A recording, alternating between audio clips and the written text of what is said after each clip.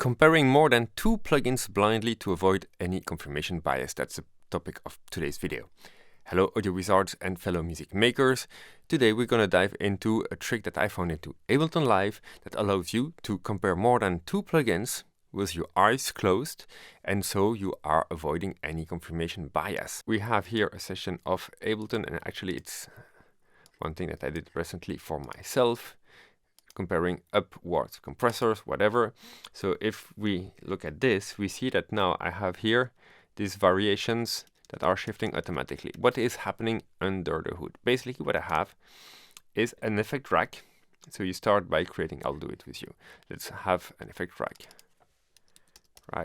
Effect rack, you create audio effect rack, an effect rack, and in that rack you have, let's say, a few chains.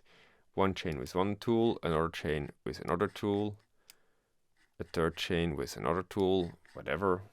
It can even be racks, it doesn't matter. So I have now 3 chains. And what I want is something that allows me to shift between those chains. So first things first, we're going to click here this chain button.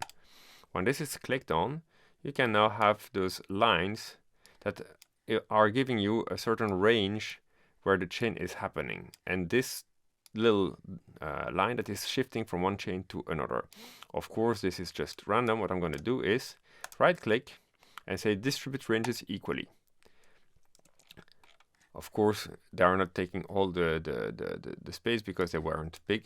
If I make them really big like that, bigger than half of them, distribute range equally, now I have something that is proper. And now this chain selector is allowing me to shift from one chain to another depending on the position.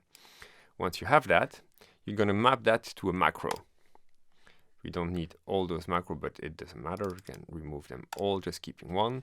And saying this, I'm going to map to macro 1. And now this macro is moving my chain selector button, right?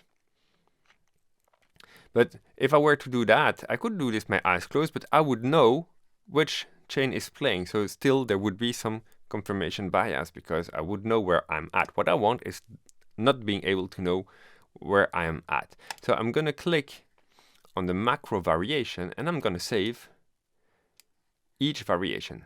A new one, a new one, and a new one. Then you're going to say, okay, but fine, but if I'm clicking this, I still know where I'm at, right? And here is the catch. Here's really the trick. I'm going to go for my key commands. So Command K on a Mac, or you can go up on the screen here, hit the key button. When I toggle the key commands, now I can say play some key command with one letter, one key of my keyboard, and move to the next one with the same. What's happening now is as soon as I'm hitting the Q letter I typed in, as soon as I'm hitting the Q letter, I need to remove the keyboard, of course. Now I'm toggling every different variation. Now with my eye closed, I can just hit a few times this key, so I don't know where I'm at, and I can just toggle between my different variations until I believe that what I'm hearing is the best result. Trying out plugins is something that usually I recommend doing on a separate session, and then while you are working, you just grab a tool and you go with it because it's doing the job. If it's not, then you try another one. But so these tryout sessions are something that I recommend doing apart from your actual work, apart from the proper mixing or mastering. I recommend doing this while not working properly on a track, but more while researching and while learning your plugins, because it is shifting the perception, it is shifting your attention. But nevertheless, your brain can trick you thinking or believing in some different things.